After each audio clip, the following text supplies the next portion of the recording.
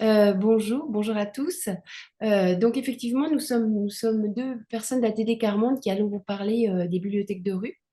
Donc à mes côtés, si je puis dire, sur l'écran, il y a Pascal Laurent et elle est engagée avec ATD, elle est responsable d'une bibliothèque de rue à Reims. Donc elle va nous parler de son expérience de terrain.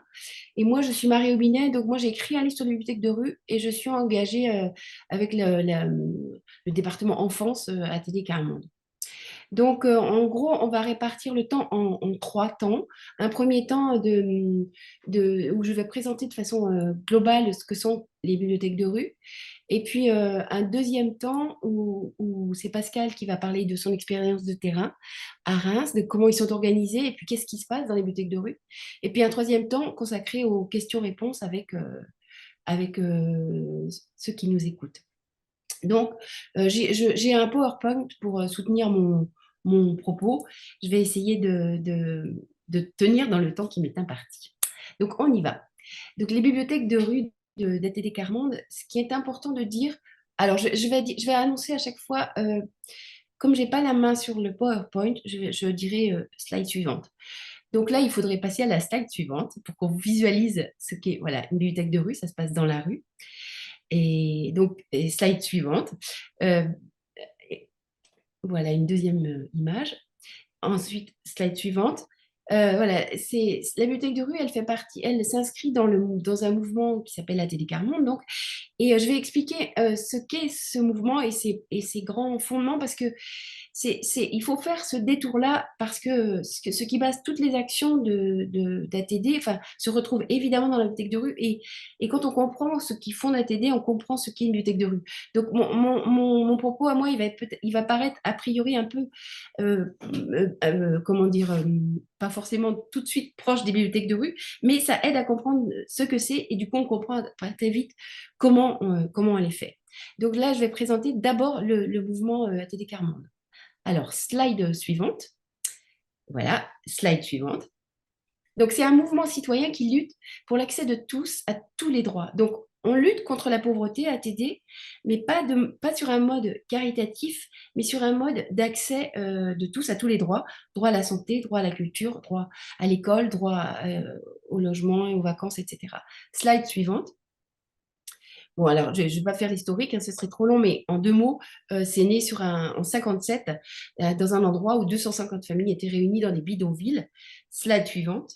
Et la personne qui l'a fondé était un prêtre, même si le mouvement est apolitique et areligieux, mais c'est un prêtre qui avait lui-même connu la misère quand il était enfant et qui disait que ce qui faisait le plus souffrir, plus encore que le manque, c'est les humiliations qui sont dues à la pauvreté. Donc son combat, c'était de lutter contre la pauvreté, mais en faisant que les gens soient acteurs et qu'ils ne soient pas humiliés par, les dons des autres. Même si les dons, parfois, dans l'urgence, peuvent être utiles, évidemment. Alors, slide suivante. Donc voilà, l'action d'ATD, enfin, comment dire, ce que fait ATD a trois modalités. Il y a des choses qui se passent sur le terrain, des actions pilotes. Il y a un deuxième mode qui est la sensibilisation de la société et du public en général. Et le troisième mode qui est l'action politique. Donc, je vais les décliner très vite. Donc, slide suivante. Donc, l'action de terrain, elle part tous azimuts. Il y a des choses des vacances, par exemple, du travail avec la petite enfance, du chômage, de l'école, enfin d'écoles d'apprentis. Tout ça, ce sont des expériences un peu pilotes où justement on s'appuie sur les capacités des gens, leurs forces, leurs désirs et tout ce qui est positif en eux plutôt que de combler un manque, quoi. Donc c'est quelque chose qu'on retrouve dans toutes les actions d'ATD. Donc elles sont menées en France, dans le monde, partout où il y a des gens qui sont armés et armés en matière de compétences et aussi surtout de désir pour faire avancer chacune de ces actions. Slide suivante. Donc, tout ça, ça se passe aussi en lien avec des professionnels. Donc, il existe des réseaux qui s'appellent les réseaux Wresinski et qui réunissent à la fois des personnes d'ATD et à la fois des réseaux, des professionnels partout en France. Et ils se réunissent régulièrement pour avancer ensemble, réfléchir et voir comment concrètement on fait appliquer les lois contre la grande pauvreté dans chaque domaine. Slide suivante. Bon, le deuxième aspect, c'est la sensibilisation. Donc, il y a en particulier le 17 octobre, qui est la journée du refus de la misère, donc qui attire l'attention sur ben, les, les- les difficultés liées à la pauvreté. Donc, slide suivante. Il y a aussi des publications pour informer. Slide suivante. Et la troisième dimension du mouvement, c'est l'action politique pour aller au-delà enfin d'actions de terrain qui montrent qu'on peut faire des choses, mais qui ont évidemment une portée limitée. Donc le mouvement est présent au Conseil économique, social et environnemental, à la Commission nationale consultative des droits de l'homme, à l'ONU, et il y a des lois qui ont vraiment été euh, créées sous comment dire, la proposition et l'influence d'ATD, comme le RMI, la CMU, le DALO, etc. Alors, slide suivante. Quelques chiffres. La pauvreté, elle est, enfin, elle est pas, comment dire, c'est quelque chose elle va pas en régressant, hélas. Il est selon l'Observatoire des inégalités et selon un rapport qui date de juin 23, la France compte plus de 4,8 millions de pauvres, c'est-à-dire, enfin, on s'en réfère pour ça aux revenus qui sont, le seuil de pauvreté, c'est 940 euros mensuels. Donc, ça veut dire qu'il y a 4,8 millions qui vivent avec moins de 940 et parfois beaucoup, beaucoup moins. Euh, oui, et ça, c'est des données de 2020, donc ça veut dire que depuis, il y a eu la crise sanitaire et l'inflation. Donc, dans les inégalités, enfin, j'ai noté quelques petits éléments. D'une part, les 1% les plus riches gagnent plus de 72 000 euros par mois après impôt. La moitié il y a aussi les inégalités, elles sont beaucoup aussi dans la possession de patrimoine. Alors, la moitié du patrimoine est détenu par 10% des plus riches. Slide suivante. Oui, et ce qui nous intéresse surtout, c'est tout ce qui se passe autour enfin, la fracture sociale, autour de l'éducation et de l'emploi, et en particulier de l'éducation. Alors, les populations pauvres sont en moyenne moins diplômées que les populations aisées, et inversement, les populations pauvres ont un accès limité au système éducatif. Et dès le plus jeune âge, les enfants ont moins de chances d'accéder à des parcours éducatifs de qualité. Les zones scolaires les plus en difficulté ont moins de moyens que les autres et sont moins bien dotées en subventions publiques. Et là où 75% des élèves de CP en moyenne maîtrisent la compréhension orale, ils ne sont plus que 42% dans les écoles les plus défavorisées. Et tout au long du parcours scolaire, ces inégalités persistent. Donc, les inégalités se reproduisent. Slide suivante. Donc, bon, après, il y a d'autres données comme les 10 ans d'espérance de vie entre les catégories les plus pauvres et les plus riches. Il y a aussi le fait que certaines catégories de population sont plus pauvres, comme les femmes, les jeunes, les personnes racisées, et que bien souvent, ces inégalités se cumulent. Donc, il y a vraiment une urgence à mettre en œuvre des politiques de réduction des inégalités. Et c'est vrai que la bibliothèque de rue, elles s'inscrivent à leur modeste échelle dans ce combat-là. Slide suivante. Alors, oui, là, je vais aller très vite, mais ça rejoint ce que j'ai déjà évoqué, c'est que à ATD, on travaille beaucoup avec un outil qui s'appelle le croisement des savoirs. Et là, il y a eu justement un travail qui a été fait, un travail scientifique, qui a été fait sur les dimensions cachées de la pauvreté. C'est-à-dire qu'on pense toujours que la pauvreté, c'est un manque de revenus. Or, il y a beaucoup plus de dimensions que ça. On en a justement répertorié 9. Et ce travail s'est fait à la fois avec des universitaires d'Oxford, avec des professionnels qui sont en lien avec des gens en situation de pauvreté et avec des pauvres eux-mêmes. Donc, les gens ont travaillé par pair et après croisé leur savoir justement, mais de façon toujours scientifique, pour arriver à définir les dimensions de la pauvreté. Slide suivante.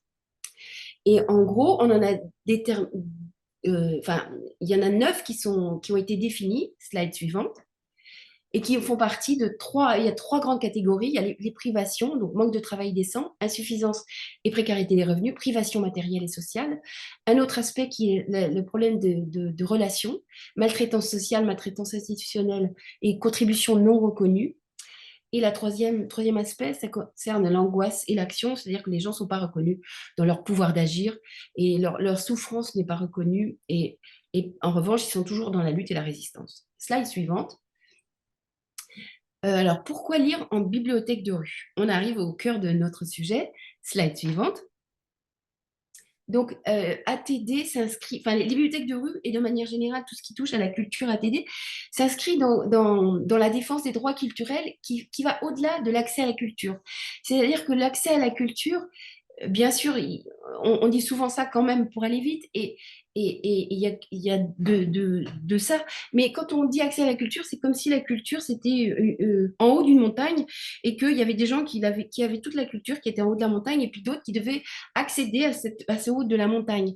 Alors que l'acceptation de culture qu'on a à TD, c'est plutôt que tout le monde a une identité culturelle, tout le monde a une langue, à savoir une façon de s'habiller, de vivre, de penser. Et c'est à partir de ça qu'on peut construire quelque chose et qu'on peut échanger et renforcer ses savoirs et sa culture. Donc, c'est vraiment une prise en compte de ce que sont les gens, une reconnaissance et là aussi un croisement pour apprendre les uns des autres, même si effectivement il y a des gens qui sont plus désarmés, plus fragiles, mais cette idée de croiser et de réciprocité, elle est fondamentale. C'est-à-dire que, par exemple, en bibliothèque de rue, il va y avoir, on a besoin d'une réciprocité. C'est pas quelqu'un qui vient avec ses livres et qui va répondre à un manque, mais c'est plutôt quelqu'un qui vient avec ses livres et qui aime lire et qui va avoir besoin pour lire à chaque fois du regard de l'autre, de son désir. À chaque fois, si moi je lis, je vais pas lire de la même façon avec l'enfant qui est en face de moi parce que moi-même, je vais avoir vécu quelque chose qui fait que ce livre-là, ben, je vais le lire un petit peu différemment cette fois-là, puis je vais regarder ce que l'enfant, comment il me regarde, ce qu'il me dit, etc. Et c'est comme ça qu'on peut avancer, ça se construit comme une voûte, c'est l'un avec l'autre, et c'est comme ça qu'on bâtit quelque chose. Donc, on a besoin de les uns des autres pour apprendre, mais ce qui ne veut pas dire que, enfin, il y a une asymétrie. Évidemment, il faut pas, on va faire des bibliothèques de rue parce que les enfants sont en difficulté de lecture et plus globalement de difficultés scolaires. Mais on peut rien faire sans eux. Il faut cette réciprocité. Donc, c'est très important cette dimension des droits culturels à ATD Carmonde. Slide suivante. Slide suivante. Slide suivante. Alors, quand on lit à Télécarmonde, là je vais très vite parce que j'ai plus qu'une minute, mais ça va aller. On n'est pas dans l'idée on cherche pas un résultat précis. On se dit pas il faut que les enfants sachent lire ou que les enfants aient lu ton livre. Enfin, c'est pas, on cherche plus à être disponible et à partager des émotions avec les enfants qui sont là. Mais quand même, on a des objectifs. Slide suivante. On a quatre objectifs. D'une part, c'est la volonté d'être présent dans les quartiers les plus isolés avec les enfants les plus en difficulté. C'est une dynamique en fait. C'est ça qui nous mène, c'est de savoir si on a bien tout le monde. Alors on demande aux enfants, une fois qu'on est implanté dans un quartier, qu'on vient régulièrement dehors, enfin, après on va vous expliquer, Pascal va vous expliquer un peu comment ça se passe concrètement, mais on est toujours dehors. Et bien sûr, l'idée en étant dehors, c'est d'être visible de tous et qu'il n'y ait aucune barrière. Et du coup, une fois qu'on commence à connaître les enfants, on cherche toujours à savoir, on va les chercher, on cherche toujours à savoir si certains ont été oubliés ou n'oseraient pas venir, etc. Donc ça, c'est vraiment une dynamique importante à t'aider. La deuxième chose, bah, c'est de faire grandir le désir et le plaisir de lire, évidemment, mais en s'appuyant, comme je l'ai dit tout à l'heure, sur les forces des enfants et sur ce qui est positif, plutôt qu'en cherchant à combler un manque. Donc, on n'est jamais dans aucune sorte de vérification, ni rien du tout, ni dimension scolaire. C'est l'école qui s'occupe de l'école. Nous, on est vraiment dans la relation et le plaisir de lire et d'être ensemble et de faire plein de choses ensemble. La troisième chose qui est importante, c'est justement, c'est pas seulement la lecture, mais c'est se connaître. C'est se connaître entre grands et petits, entre enfants de la bibliothèque de rue, entre nous qui venons souvent d'autres quartiers et souvent on ne connaît pas ces quartiers-là. Et avec la bibliothèque de rue, on y va, mais on y va autour d'un projet positif. Et donc là, ça va dans tous les sens. On apprend à connaître les parents apprennent aussi à connaître leurs enfants quand ils les voient lire. Et voilà, donc il y a quelque chose de très important, enfin, c'est même capital, c'est tout ce qui se noue autour de la relation. Rien ne se passerait sans ces relations. elles sont fondamentales. Et la troisième chose qui rejoint d'ailleurs cette idée de relation, c'est qu'on travaille aussi avec des partenaires. On ne fait pas une bibliothèque. L'idée, on n'est pas coupé du monde, on essaie de travailler avec le centre social, avec la médiathèque, bien évidemment, avec parfois des librairies, on va avec des enfants acheter des livres. Enfin, on peut faire des liens ou avec des associations qui travaillent sur le bilinguisme, avec tout ce qui existe autour de nous. On essaie de travailler avec eux parce que notre projet à nous, c'est pas de rester, c'est pas de remplacer qui que ce soit. C'est plutôt en allant au plus proche des habitations, c'est de rencontrer les enfants, leurs familles et de créer, de faire une espèce de trait d'union, de créer quelque chose et après de faire en sorte que les enfants s'approprient tout ce qu'il y a autour d'eux et le fassent et en bénéficient, quoi. Slide suivante. Ouais, je vais m'arrêter là. Et puis, je vais passer la parole à, à Pascal, qui va expliquer comment ça se passe concrètement à Reims. Et Pascal, juste le temps que, comme on a des photos qu'on veut montrer, je me dis que peut-être, soit on les montre pendant que tu parles, mais je ne sais pas si, souvent on est concentré sur ce que la personne dit. Je me dis que peut-être il faudrait montrer les photos, euh, comme ça, en montrer quelques-unes, et peut-être qu'après tu parles. Enfin, je ne sais pas ce que tu en Alors, penses. en fait, j'ai mis un dossier de photos en diaporama sur mon écran, donc je peux tenter un partage d'écran et ça va défiler tout doucement, voilà, D'accord. pour illustrer un peu, que vous ayez une représentation du lieu où on est, puis ce qu'on fait. Par contre, je crois que celui qui fait un partage d'écran doit arrêter. Actuellement, il y a quelqu'un qui partage un écran, donc je tente avec le mien.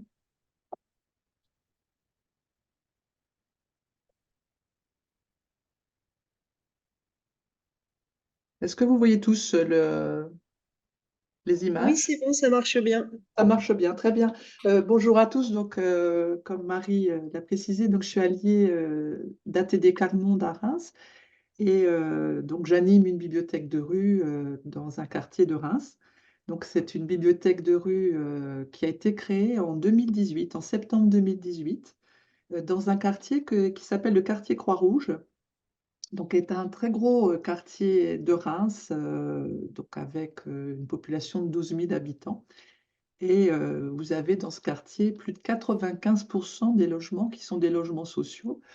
Pour vous donner un ordre d'idée, la ville de Reims en elle-même en a 41%. Donc on a une concentration de logements sociaux. Il n'y a pas de propriétaires dans ce quartier, il n'y a que des locataires.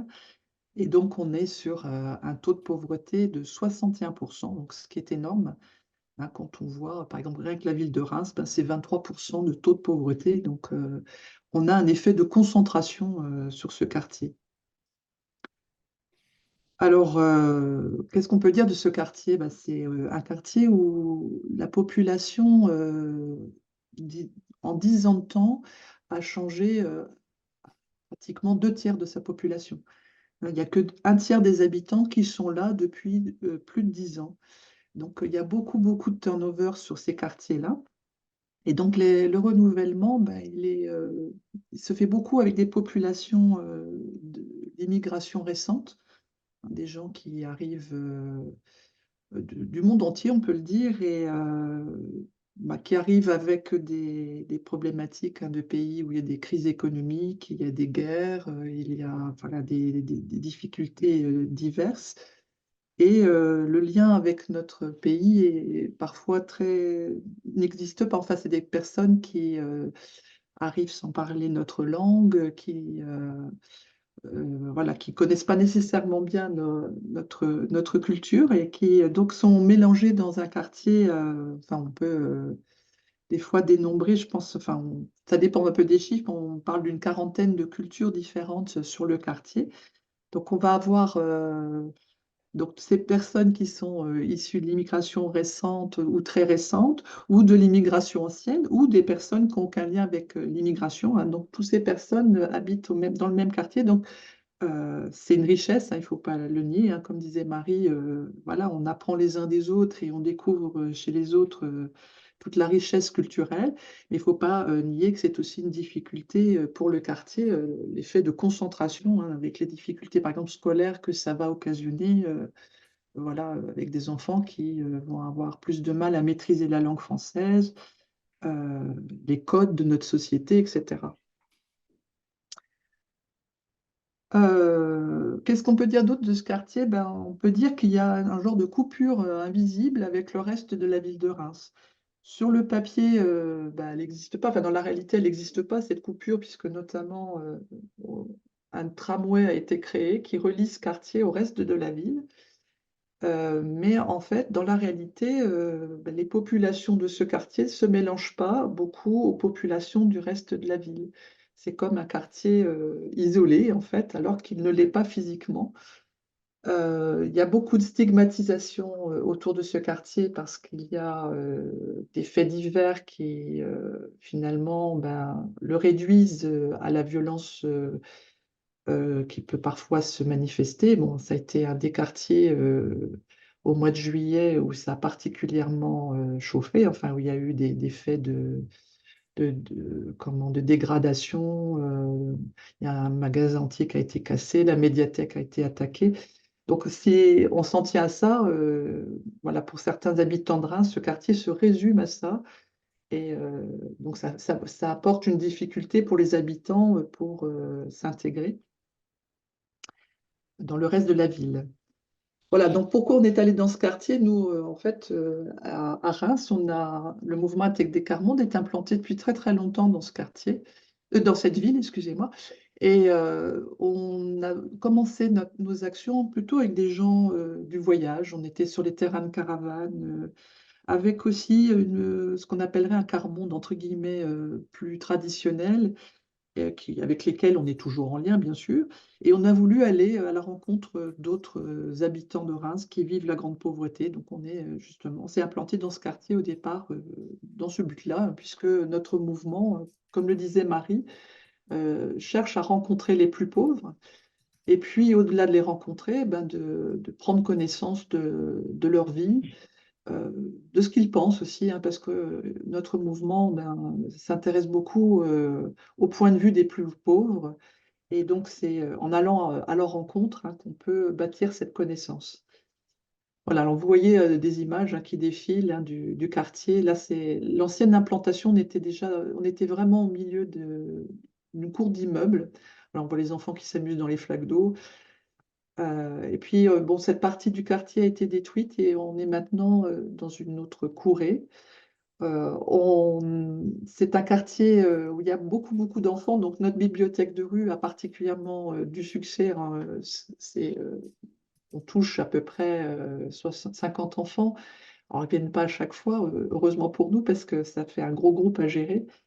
Et voilà, donc comme toutes les bibliothèques de rue, nous sommes dehors, hein, donc on se met à l'abri quand le temps ne le permet, enfin, est vraiment mauvais, quand il y a de la pluie, du vent. Mais sinon, on cherche à être visible, hein, donc on s'enferme au minimum hein, pour que tous les habitants nous voient et bah, aient confiance en nous aussi, hein, parce qu'on fait les choses vraiment de manière très, très transparente. Voilà. Donc notre action, bah, bien sûr, on priorise la lecture, hein, comme expliquait Marie, avec toute la richesse des échanges qu'on a entre adultes et enfants quand on est en train de lire. Et on ne fait pas l'école, ça c'est important, on n'est pas là pour apprendre à lire aux enfants, mais vraiment pour goûter au plaisir de lire ensemble, voilà, de découvrir des albums, des histoires avec lesquelles bah, on peut échanger. Voilà, donc les enfants de ce quartier, qu'est-ce qu'on peut dire sur leur vécu? C'est donc des enfants qui ont plus de difficultés scolaires que la moyenne, hein. Marie a donné beaucoup de statistiques tout à l'heure. J'ai trouvé, moi, pour ce quartier, dans les chiffres de l'INSEE, par exemple, eh bien, il n'y a que 28% des enfants de ce quartier qui ont été comptés en première générale, alors que bah, à l'échelle de la ville de Reims, c'est 54%. Donc, on voit bien au travers de ce chiffre hein, qu'ils ont du mal au niveau scolaire à aller très loin dans l'école. Il y en a beaucoup qui sont en décrochage dans ce quartier, c'est-à-dire qu'ils ne vont même pas décrocher un diplôme. Et donc, ils sont très représentés en première technologique et en première professionnelle, par exemple. Donc, on voit vraiment l'impact hein, sur la vie de ces enfants-là, d'avoir vécu dans ce quartier, d'avoir le parcours de vie qu'ils ont. Et donc, c'est une de nos ambitions, hein, si on peut diminuer, c'est tôt, un jour. Je pense que c'est le temps de m'arrêter, Marie, non, tu ne penses Oui, pas? je Ah, pense. parce que je crois qu'on voulait laisser la parole aux personnes qui participent. Oui, mais je ne sais pas s'il nous reste beaucoup de temps, mais s'il y a des questions, n'hésitez surtout pas. Alors, on a une question de Fleur Cerruti qui demande si vos fonds documentaires proviennent des bibliothèques municipales. Alors, Vas-y, moi, je parle vas-y, pour Pascal. moi. Après, Marie, elle aura peut-être une vision plus nationale. On a fait une partie de notre fonds avec la bibliothèque locale, avec la médiathèque. On a un gros partenariat enfin, avec les acteurs du quartier. Et ils pensent souvent à nous quand ils ont des désherbages, hein, comme ils disent. Donc, ils nous proposent d'aller nous servir dans les livres avant tout le monde. Donc, ça a été une façon de constituer notre fonds. Et puis, on peut, comme on veut, aller chercher des malles entières de livres sur des thématiques. Enfin, on a vraiment, ils sont très, très généreux avec nous, comme ils le sont avec toutes les écoles aussi du quartier. On a des dons de livres et puis on a aussi des budgets qui nous permettent d'en acheter des tout récents. Donc voilà, on essaie quand même d'être sur de la lecture très actuelle, hein. On ne prend pas trop des livres qui ont 20 ans, 15 ans dans la bibliothèque de rue. Oui, mais c'est très représentatif du national, mais effectivement, on travaille beaucoup avec les bibliothèques et ça permet d'avoir plus de livres, de les changer, d'en avoir pour tous les âges, etc. Mais on a souvent un fonds, chaque bibliothèque de rue a souvent un fonds avec les grands classiques et ça permet d'avoir une petite sécurité, puis d'avoir, oui, effectivement, quand même quelques classiques qui marchent à tous les coups. Et voilà, donc en général, il y a les deux dans les bibliothèques de rue. Laure Cerruti demande également, même si nous sommes au Salon du livre et de la presse jeunesse, si vous disposez d'un fonds pour des livres pour adultes. Vas-y, Pascal. Alors non, mais en fait, au moment du confinement, quand le quartier était bouclé, eh bien on a eu l'autorisation par l'association, enfin, on s'est donné l'autorisation de faire le tour du quartier. On a distribué des livres aux enfants et aux adultes, pareil avec la médiathèque qui nous en a fourni beaucoup. Donc ça nous est arrivé, oui, d'aller plus loin que la tranche d'âge habituelle. Mais c'est pas notre action principale, hein, c'est exceptionnel. Mais ça peut arriver, enfin oui, il y a certaines bibliothèques, parce que chaque bibliothèque travaille à sa façon en fait, et quand il y a des parents qui viennent, qui viennent régulièrement et que des sujets intéressent, il est tout à fait possible d'avoir des livres pour eux. C'est tout à fait bienvenu et ça existe parfois. Alors sur Reims, c'est un petit peu à mon initiative parce que je suis professeur de sciences par ailleurs. Et on a commencé un partenariat avec les petits débrouillards. Donc, on a en même temps que la bibliothèque de rue un petit atelier scientifique qu'on propose aux plus grands parce qu'en fait, on a toujours un petit peu plus de mal dans les bibliothèques de rue d'accrocher la tranche d'âge des préados. Et donc, on tente une expérience avec un volant culturel scientifique qui complète la lecture.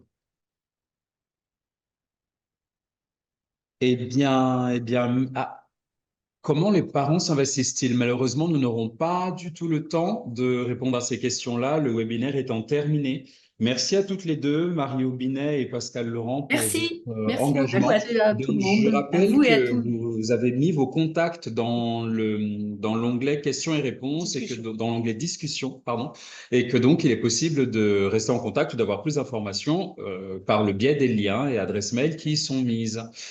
Je vous remercie toutes et tous et espère vous retrouver nombreux et nombreuses au salon physique, donc il démarrera le 29 novembre pour peut-être Et nous y d'autres serons. rencontres, encore plus d'engagement. Merci. Sur quel stand est-ce que vous serez? On sera sur le stand du ministère de la Culture. Enfin, les associations sont toutes là, donc nous serons sur le stand. Je ne sais pas le numéro du stand, mais Donc, c'est bon, ce sera facile à retrouver pour oui, les gens qui ont des questions auxquelles on n'a pas eu le temps de répondre aujourd'hui. exactement. Ce Merci sera à avec tous plaisir. et bonne journée. Merci. Au revoir. Au revoir tout le monde.